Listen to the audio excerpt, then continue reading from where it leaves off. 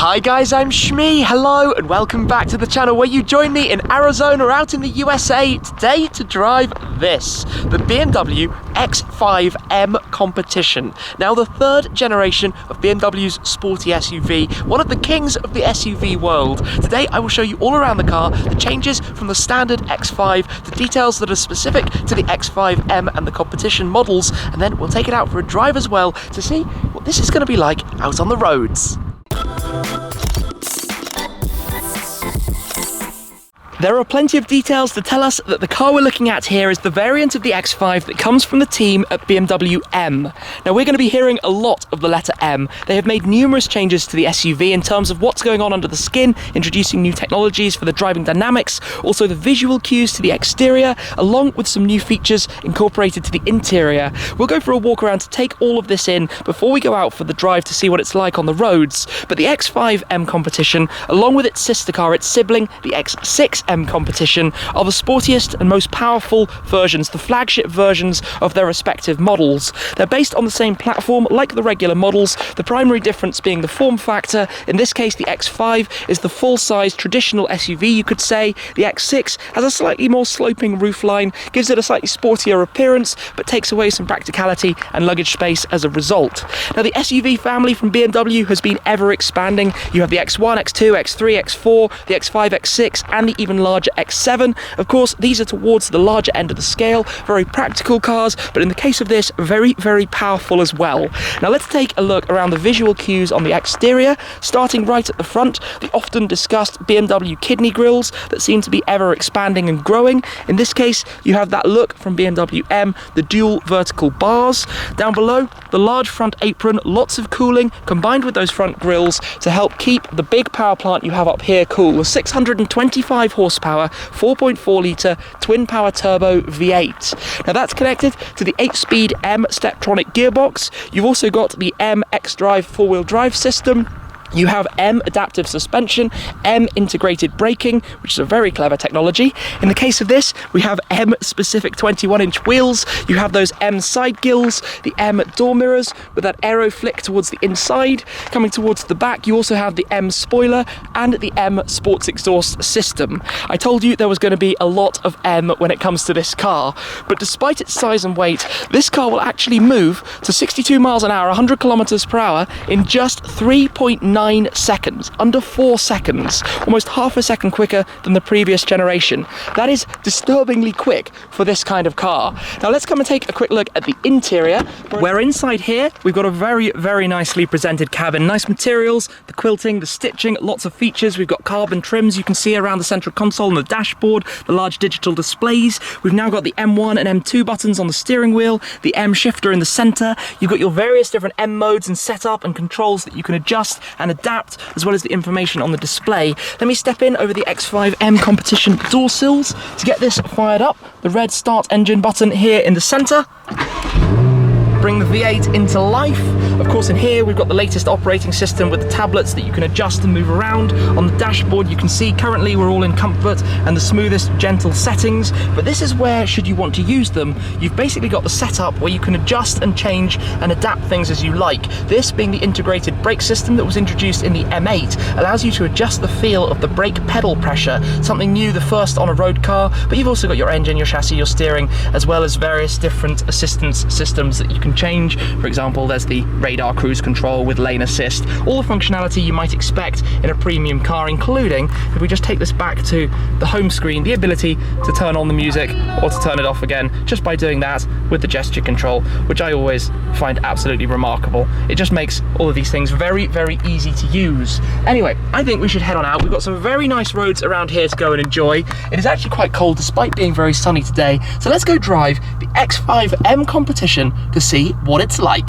There are some really nice touches inside here. One thing I always like in M cars is on the seat belts how you have the 3 colours of the M stripes. I am going to turn up the air conditioning, make it a little bit more powerful, turn on my ventilated seats, because despite it not being that hot, it is quickly becoming a bit of a greenhouse in here. Anyway, inside there are lots and lots of assistance systems, convenience systems, the digital displays. We've got the 360 camera up, you've got automatic parking, you've got the backup assistant, which is really cool when you're driving slowly and the car remembers where you've gone so that you can navigate backwards with it doing the steering. steering to make sure you don't hit anything on the way out. You've got, well, crazy amounts of configurability and things that you can change. So let's take this for a drive. Into drive then, we will start off gently before we get into a little bit more spirited driving on a nice twisty road quite shortly. Quite a decent turning circle for the size of the car. Obviously the main screen reverts back to showing the normal information. We're in efficient, comfort, everything in the most gentle, smooth modes possible. The thing I have noticed though, driving like this, is even in the most comfortable of settings, it is actually quite firm.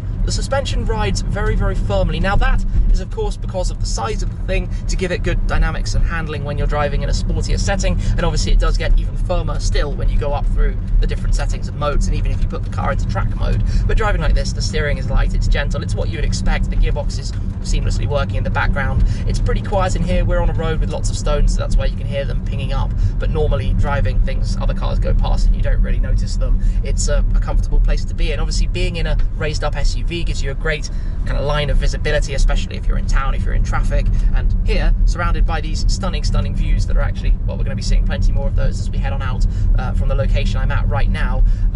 Yeah, I mean, it's a great place to be like this. Of course, you have all of these convenience bits of functionality which just make the driving that touch easier. You know, when you're cruising on a highway, I always use the lane assist so that it holds the steering wheel, because it means you can just kind of relax back a touch and it will do the work, which on a long drive just makes you more relaxed. Obviously we've got a very nice sound system. This being a press car, it is loaded to the very top with every single option. So we've got the Bowers and Wilkins system. But driving along, what can I say like this, right? It's a normal kind of drive. Now this is where you have your M1 and M2 steering modes on the steering wheel, sorry, driving modes on the steering wheel, where you can adjust them. You can press M1, for example. This is set for sport, and sport on the engine response and the suspension. You can hear a lot more of the sound again, like with BMWs normally. It is pumped in a little bit through the speakers into the cabin, but you hear a nice kind of V8 soundtrack. It's not particularly intrusive. You can go manual if you wish. You can put the gearbox into sport. You've got drive logic, so 3 different settings for the gearbox as well. But just to drop down a gear,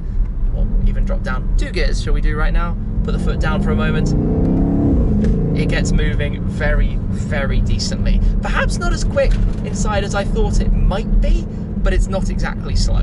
It's not a slouch. It is, I mean, it's 625 horsepower, right? 750 meters in the competition models. You have 600 horsepower, just 25 less in the non-competition models. If we go back into drive though, keep it automatic. Actually, maybe we'll press M2, confirm it, because it changes the traction control settings. We've still got the braking and comfort. Now the braking is an interesting one, the integrated brake control. This is where you can have it basically that you get to 100% of brake pedal pressure before the bottom of travel. So that gives you a more, well, a quicker response. It doesn't change the amount of actual braking that the car has, of course. You need to have that for safety reasons, but BMW were the first to introduce that on the M8, so awesome to have it as well on the X5M now too. Along here, we're going to head out to a slightly quicker road in just a moment at the end of this nice little trail. But that view over my shoulder is really actually quite something over there.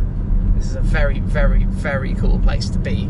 It's a place I've actually visited before, but a great one to drive in this. So it is starting to cool down. I actually want to turn up the air conditioning even more, because it is very, very warm for just 13 degrees outside. So onwards, let's find a slightly better stretch. Here we go then. We've actually got a bit of a police convoy, so we're allowed to put the foot down a little bit more and experience what the cars are like to drive and get a bit more through the revs. In fact, I'm just going to slow it down so that I can put my foot down for a second, drop it down to 2nd gear. Good display in front of you. Wow, okay. It certainly moves. I wouldn't say it's the most dramatic feel in the world, but it's an X5.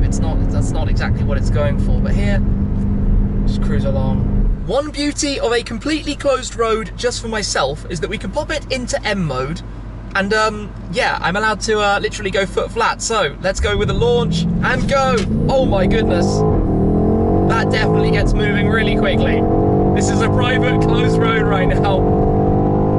Wow, it's up to 100 miles an hour. Okay, yeah, for such a car, the speed with which it picks up and builds the pace. You can see in front, we've literally got the police closing the road for a moment. So, turn it around, head back down again. Wowzers. That was actually really quite impressive.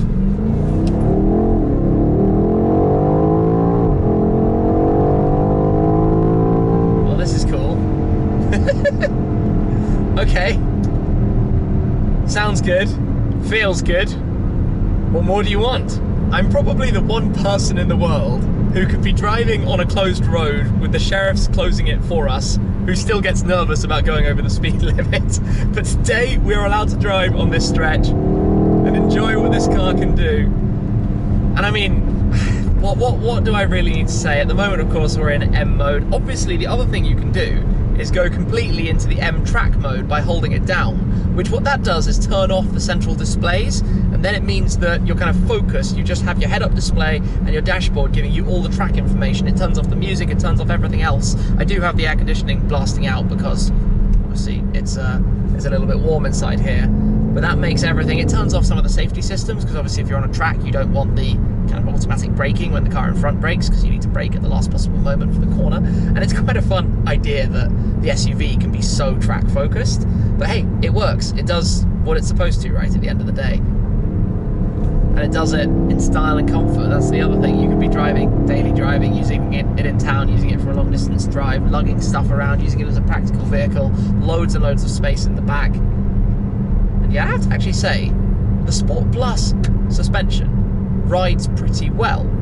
So I didn't think it was soft enough in normal comfort, but in Sport Plus it drives well, it drives nicely. I've got ears popping as we due to the elevation change as we go up on the road here. But all things said, the drive is going decently. One thing I would like to be updated is the steering wheel. The steering wheel buttons feel a little bit like they need to be modernised slightly, become a little bit more in terms of the design, and obviously homologation of steering wheels is always a challenge. Other features, the car has the fanciest headlights you could imagine, perfect for all different driving, times, being able to see around corners and blocking out oncoming traffic and all of those kind of things. I do actually want to have the display back on, so let's take it out of M mode. We can go into M mode Sport. You get nice displays, just all around a good car. I mean, what more can I really fault it for? Obviously it looks quite subtle. It doesn't immediately scream that it's a 600 and something horsepower car, the engine making the same power and torque numbers as the M8, for example. But like this, just blasting along, wafting along, enjoying the drive. Going through a tighter and twistier corner section then. This car actually manages to hide some of that weight pretty well and hold tight around these corners. This is actually really good fun to drive this here.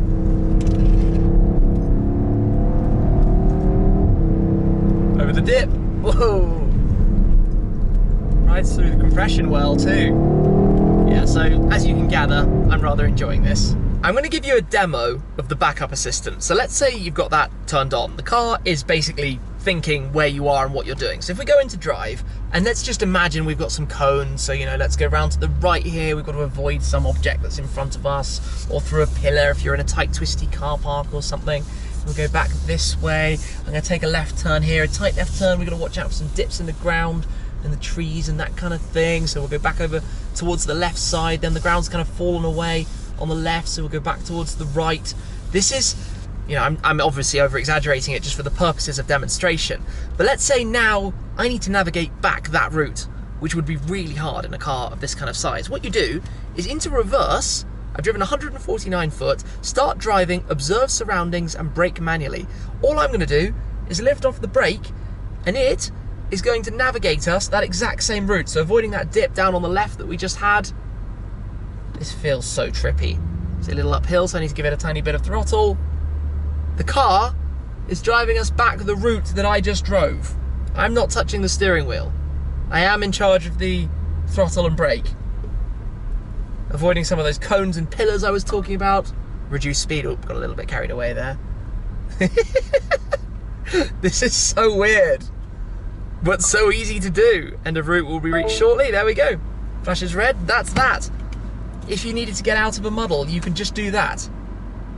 The technology in this respect, when it helps convenience so much like that, is such a big deal. This can park itself. It can.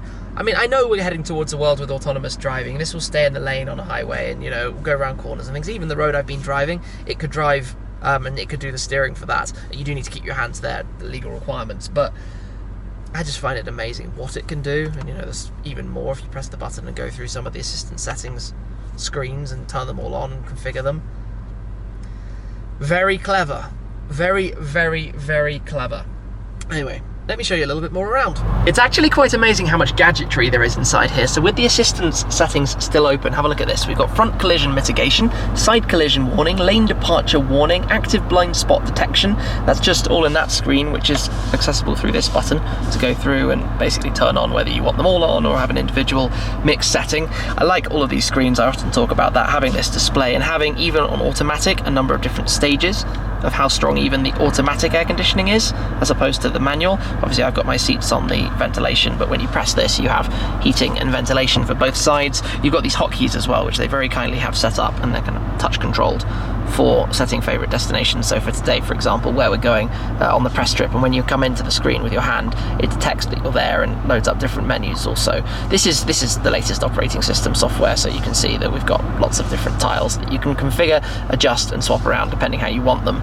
In car, you've got all of your settings. So for example, if we go to the top here, you've got your M menu where you can configure M1, M2, configure the head-up display and the instrument panel, change a whole host of different settings and screens. And I love this level of configurability, being able to set things exactly how you want them, and you can see the amount of different elements of the configuration that you can change. To have this much is really quite unusual, particularly in an SUV like this. The head-up display is great as well, obviously you can move it around. I'm not sure how much of it you can see with the bright sunshine, but there's a really nice rev counter view that you have up there, well positioned as well, so that works in a nice way. This dashboard, this is the M mode dashboard at the moment. If I just press the button in the center, that's the normal display, but you can switch it backwards and forwards between those and pop it into track mode as I discussed earlier. Then you've got the setup, which takes you as a hotkey straight to this screen to adjust and, you know, set up the car however it might be that you want to have it, just like that. It's super, super, super easy to do that. Down here as well, you've got the hotkey to bring up the cameras, different viewing angles, traction, everything you expect to find, and then the same shifter like the M8 as well, as opposed to the regular one, again with the M stitching, 3 colours all around it. More nice touches with the drive logic here, which changes the ferocity of the gearbox effectively, and your iDrive controller alongside that. We've got our heated and cooled cup holders. We've also got a wireless charging pad. Obviously this can close down if you don't have the water bottles there. We've got an armrest, USB-C port, decent amount of storage space, really nicely trimmed seats. Interior of this, the dual tone that we've got going very nicely with the carbon fibre. Around the dashboard, this display is slightly pivoted in the direction of the driver. I'm actually going to leave it running because I want the car to stay cool. It is boiling outside. We have the panoramic roof, but obviously that doesn't help with the greenhouse effect right now. Somebody's having some fun on a bike just over there, but that goes all the way back. And then we can open the front section as well, which is quite unusual to have such a large glass roof, but also an opening section. That's nice, some cool air. Close that back up, one touch. And then I think when the front glass is done, I can then do the rear blind as well and pull that forwards. So let me jump out to show you in the back and the rear seats, and also in the boot. Here we've got a few more controls. This is to move the other seat. We've got the control here to open the boot. Let's come around and have a look in there very quickly. So in the back, as you'd expect, decent amount of space, all of my stuff flying around everywhere while I've been driving on the twisty roads. You've got the 40-20-40 folding rear seats. You've got this dual part tailgate, so the lower section comes down separately from the upper. Pretty easy to operate and manage that. And you've obviously got these toggles to fold down the seats as well. Just give it a pull and it'll fold, as well as the retractable parcel shelf. I think if I close it, it does both at once, which makes life nice and easy to complete. And then if we come around, I'll show you in the back here, decent amount of space. In fact, take a seat just inside for a moment. Yeah, plenty of space, plenty of space, and similar controls to the front for your climate, with a little storage cubby down here too, as well as the armrest, which opens out, cup holders, and some storage. It's making use of the space that it's got back there, and the through load system to load your skis through or something like that, should you prefer. All in all then, decent amount of space, very practical car as you would expect, but now the practical car that is the X5, also with the immense amount of power that this car has on offer as well. Yeah, look at the laser lights with the blue inserts, the dual eyelids on each side. That's cool. And then you've got down there the sensor, that's the radar, cruise control and the light sensor. Covered a little bit in flies at the front now, but there we go. That is, I think, the king of SUVs, of sporty SUVs, the BMW X5 M Competition. I've enjoyed today. I hope you've enjoyed learning all about it. A big thanks to BMW. Amazing road, amazing environment, getting to put the foot down as well with the sheriffs on the closed stretch of road. Can't really beat it. So thank you very much for watching. As always, guys, I appreciate your support an awful lot. That's it for this time, though. I will see you again very soon. Cheers.